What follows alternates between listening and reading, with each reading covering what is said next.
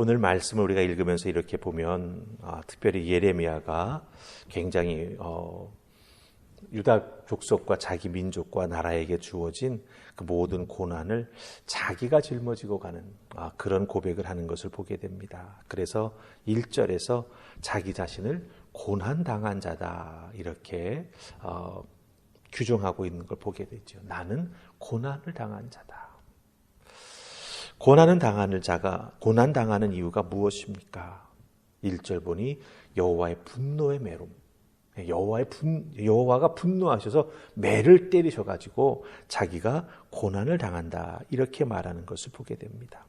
사실 예레미야는 별명이 하나 있습니다. 바로 눈물의 선지자라고 하는 별명을 가지고 있지요. 선지자 예레미야가 왜 눈물을 흘립니까? 나라의 죄악을 보고 그 죄악의 결과가 하나님의 심판임을 하나님의 음성을 통해서 들었기에 포로로 잡혀가고 나라가 망하게 될 것이라고 하는 것을 선포해야 했기에 예레미야는 눈물로, 그렇죠? 하나님 앞에 호소도 해보고 또 눈물로 하나님의 말씀을 증거했습니다. 그렇기 때문에 예레미야는 눈물의 선지자라고 하는 별명을 가지고 있지요. 하나님의 부르심에 순종하여서 선지자가 되었고 그 순종했기에 하나님의 말씀을 유다 백성들에게 가감없이 하나님 주신 대로 전하고 증거했습니다. 그런데 그 순종 뒤에 예레미야에게 따라온 것이 무엇입니까? 우리가 예레미야서를 보면 알지요. 동족들에게 비웃음을 당합니다. 미움을 받습니다. 때로는 매를 맞기도 하고요. 옥에 갇히기도 합니다. 잘 보세요. 하나님께서 말씀 전하라고 부르셨고 하나님 말씀을 입술에 붙여주셨지요. 그래서 그 말씀 전했습니다. 하지만 유다 백성들은 자기 자신들의 구미에 맞지 않는다고 그런 말씀 전하는 예레미야를 곱게 봐주지 않지요. 정말 말씀 전하지 못하게 막기도 하고 말할 수 없는 모욕을 예레미야에게 주었다라고 하는 겁니다. 말씀 전했는데 예레미야는 이렇게 어려움을 당했습니다. 이런 예레미야의 모습 속에서 요즘 세대와는 많이 다른 모습을 보게 됩니다.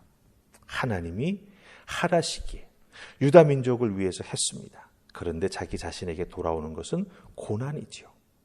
요즘은 이런 것들을 감당하기 싫어합니다. 다른 사람의 잘못을 지적하는 것, 특별히 요즘 교회가 이런 선지자적인 사명을 많이 잃어버린 것들을 우리가 보게 된다라고 하는 것이죠.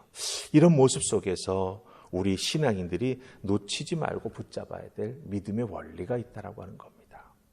예레미야 애가의 이 3장에 나오는 말씀을 통해서 우리 하나님께서 주시는 말씀, 그 믿음의 모습이 무엇인가, 우리 그것을 한번 말씀 속에서 살피면서 꼭 붙잡고 나아가는 우리 모두가 될 수 있기를 소망합니다. 자, 우리 오늘 읽은 말씀의 1절 말씀 보십시다. 1절 같이 읽습니다. 자, 시작. 여호와의 분노의 매로 말미암아 고난당한 자는 나로다. 아멘. 여호와의 분노의 매로 말미암아 고난당하는 자는 바로 예레미야 자기 자신이라고 탄식을 합니다. 자신이 이웃, 때로는 얼굴도 모르는 같은 민족이기 때문에 하나님의 택함 받은 하나님의 자녀이기 때문에 그들을 위해서 애통하는 마음으로 하나님께서 말씀하라고 하신 것을 전하지요. 그리고 그것에 따른 하나님의 징계가 유다 백성들에게 임하지 않습니까? 그 고난의 무거움도 사실은 예레미야가 기꺼이 짊어집니다. 그래서 예레미야서를 보면은 예레미야가 길거리에 앉아가지고 자기 옷을 찢고 티끌을 뒤집어 쓰고 마치 시체처럼 있는 경우도 있는 걸 보게 됩니다. 그러니까 그 백성의 고난과 그 죄에 대한 무지함을 예레미야가 온몸으로 다 짊어지고 나아가는 것을 우리가 보게 됩니다. 즉 고난이라고 하는 것을 하나님의 그 진노의 매로 인정하고 하나님의 징계로 인정하고 그것이 아파도 스스로 맞으며 하나님 눈앞에서 도망치거나 하나님의 그 부르심에 회피하지 않으면서 선지자로서 말씀을 붙잡고 순종과 정직함으로 나아가는 예레미야의 모습을 보게 된다라고 하는 거예요. 그것으로 인해서 예레미야의 몸과 영혼은 참으로 아픔과 고난을 많이 당합니다. 자, 이 예레미야의 모습 속에서 이 세상 속 교회의 모습, 우리 그리스도인들의 모습이 어떠해야 되는가라고 하는 걸 발견하게 됩니다. 날이 갈수록 삶의 자리가 사실은 피폐해지고 있지 않습니까? 이 대한민국이라고 하는 사회가 양극화되면서 정치적으로도 그렇고 경제적으로도 그렇고 세대적으로도 그렇고 또한 남녀 간의 관계에도 그렇습니다. 모든 것이 다 대결 구도로 가는 것을 보게 되죠. 이런 우리들의 삶의 자리가 피폐해지고 무너지는 모습을 보면서 교회가 우리 그리스도인들이 어떤 믿음의 모습을 취해야 할 것인가라고 하는 것을 예레미야를 통해서 우리가 발견하게 됩니다. 이 우리나라의 모습을 우리 그리스도인들은 교회는 외면해서는 안 되죠. 그리고 교회 안에서 우리끼리 기뻐하고 우리끼리 즐거워하면 된다라고 하는 이런 생각을 가져서도 안 될 것입니다. 이 나라를 보면서 이 민족을 보면서 이 세대를 보면서 마음 아파하고 또 그들의 그 연약함과 부족함을 우리 교회가 어떻게 도와줄 수 있고 때로는 채워줄 수 있고 때로는 예레미야처럼 대신 짊어지고 나아갈 수 있을 것인가를 깊이 고민하면서 우리가 할 수 있는 그런 것들을 감당해 나아가는 하늘품 화평교회, 하늘품 화평교회 성도님들이 다 되어야 할 것입니다. 이 부분 잊지 말고 우리가 감당할 수 있도록 기도하시면서 그 첫 발자국이 죽어져가는 영혼들에게 복음 증거하는 것임을 꼭 기억하며 잘 감당하는 주의 몸된 교회가 될 수 있기를 주님의 이름으로 축복합니다. 아멘. 자, 그다음 우리 12절과 13절 말씀 보십시다. 12절 13절입니다. 같이 있습니다. 자, 시작. 활을 당겨 나를 화살의 관역으로 삼으시며 화살통의 화살들로 내 허리를 맞추셨도다. 아멘.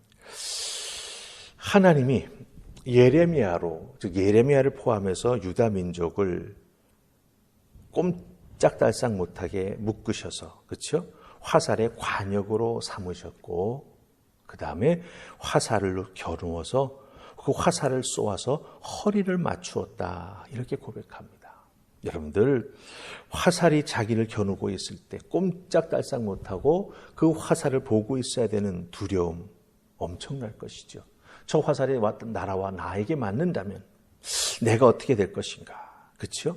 예. 죽을 것이라고 하는 그 고통, 그 두려움이 엄습한다라고 하는 거죠.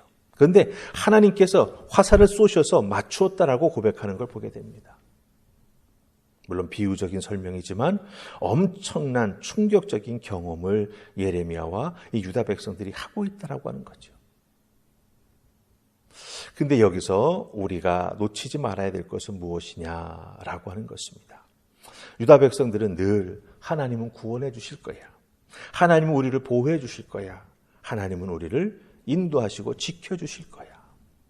이런 식의, 그렇죠? 네, 타성에 젖은 믿음을 가지고 있었습니다. 하지만 자기들의 신앙의 실상은 죄악에서 벗어나지를 못하고 있었던 것이지요. 하나님은 우리를 구원해 주시고 보호해 주시고 지키시고 인도해 주실 거야. 하지만 유다는 실상은 그렇지 않았다라고 하는 거죠. 그런 소망을 가지고 있는데 하나님은 유다를 화살 관약 삼으시고 화살을 쏘셨다라고 하는 거예요. 그래서 결국은 바벨론 포로로 잡혀가지 않습니까? 자, 여기서 우리는 하나님의 의도성, 하나님이 왜 이렇게 하시느냐라고 하는 것을 놓쳐서는 안 된다라고 하는 거예요. 하나님이 왜 우리를 관역 삼으시고 그 관역을 향해서 하나님이 친히 화살을 쏘시냐라고 하는 그 하나님의 의도성을 놓쳐서는 안 된다라고 하는 거죠. 우연히 유다가 이렇게 된 게 아니라고 하는 거죠. 유다의 모습을 보시고 하나님이 판단하시고 하나님이 심판하셔서 유다에게 고난을 허락하신 것이다 라고 하는 것입니다. 화살 관역 움직여 돌아다니면 안 되죠. 꼼짝 못하게 하나님이 묶으셔서, 그렇죠? 유다를 바벨론의 포로로 보내셨다라고 하는 거죠. 하나님이 꼼짝 못하게 하시는 이유를 점검하고 찾아야 합니다. 찾아내서 그 원인을 제거해야만 자유로울 수가 있다라고 하는 거죠. 근데 물론 그 찾아내고 제거하는 과정이 쉽지 않습니다. 아주 아프게 자기 자신에게 돌아올 수 있죠. 그러나 고난을 당하면서도, 그렇죠?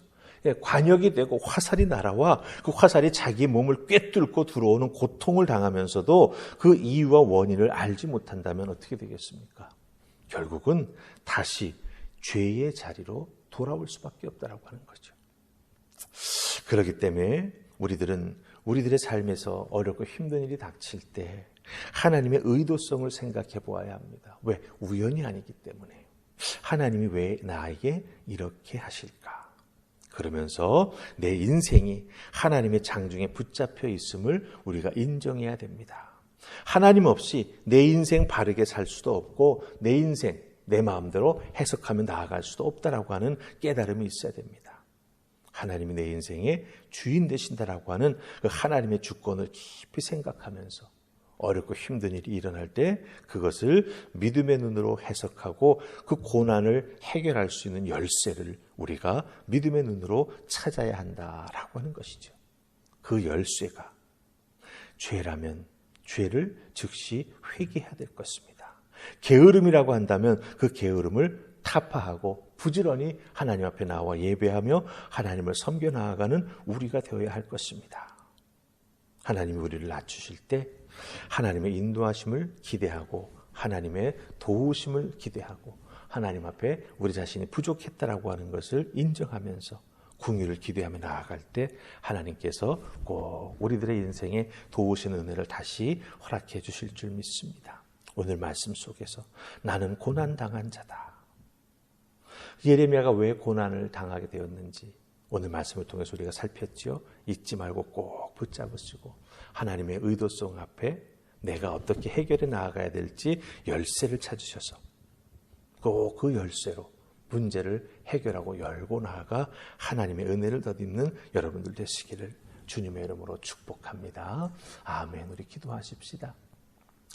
좋으신 하나님, 예레미야 애가의 말씀을 통해 예레미야 선지자가 하나님 앞에 어떤 고난을 받았는지, 그런데 그 고난 속에서 하나님이 뜻하시고 원하시는 바가 무엇인지 예레미야는 붙잡고 깨달아 알았습니다.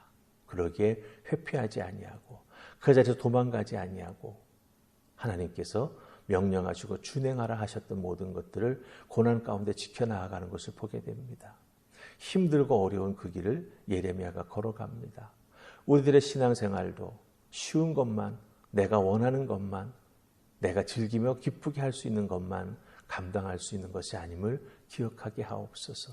때로는 하나님이 강권하시기에 하나님께서 나에게 원하시는 것을 깨달아 알았기에 사명으로 받아들이고 준행하며 나아가는 우리가 되게 해 주시옵소서. 그 과정이 어렵고 힘들 수 있지만 그 과정 속에서 나를 향한 하나님의 소명과 나를 향한 하나님의 계획하심을 깨달아 알고 더욱더 믿음으로 응답하면서 나의 주변에 있는 많은 사람들에게 그 거룩한 영향력을 미치며 나아가는 하나님의 사람 될 수 있도록 축복하여 주시옵소서. 오늘 나의 주어진 삶의 자리에서도 이 은혜를 깊이 깨닫고 은혜 가운데 하나님의 사람으로서 거룩한 영향력을 미치며 나아가는 우리 모두가 될 수 있기를 소원하옵고 예수님 이름으로 기도하옵나이다. 아멘.